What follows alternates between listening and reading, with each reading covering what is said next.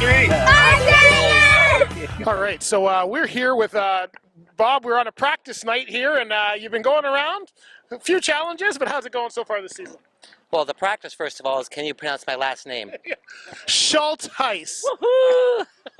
We've been trying to do that all season. Awesome. How's the season going? We're about halfway through, and we're in July here, right? Oh, actually, we're just starting our season, to Is be it? honest. Oh, okay. We have 2 races behind us. The first one I did miss with some surgery I had to have. Yep. Second one, we did well. We finished 12th.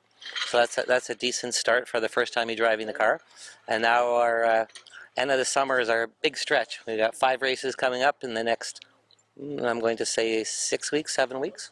Okay, so at the time we're taping this, July 27th is your next race. That's in Sauble. Is it Sauble Beach? Yeah, that's correct. Sauble Beach is our next one. Yep. And then we follow up with Peterborough on August 10th. Okay. Flamborough, August 24th. Okay. I don't remember the rest of the dates off the top of my head, so. Okay, so you've got some races coming up, so people can get.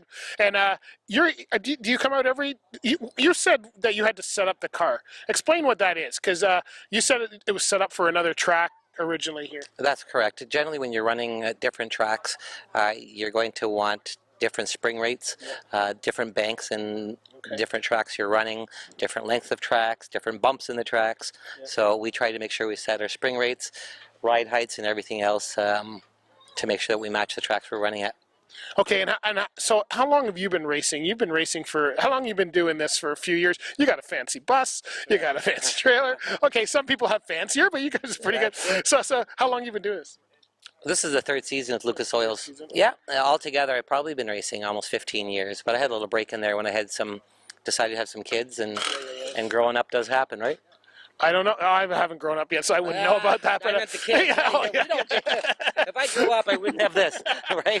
I know, and you got some great sponsors here. I'd like to say we're on the car, but you've got IMVR, you've got Driver Check, which of course is a major sponsor, right? Who else you got on this car? Absolutely. Well, this year we're going to try to work with our friends over here at Trucking for a Cure, and make sure you try to find us anywhere you go, because we do have some stickers to help raise funds for that great cause. Last year, my kids and I saw some pictures of some old race cars, of old NASCARs, and we ended up picking up this 76 Monte Carlo for basically nothing, a little bit of labor on a friend's vehicle.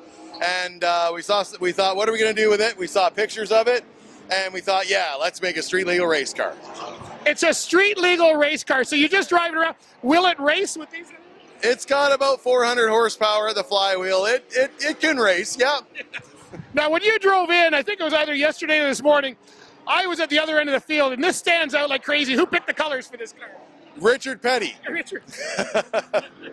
Back in 1980, 1979, Richard Petty won his 7th championship using a 77 Monte Carlo.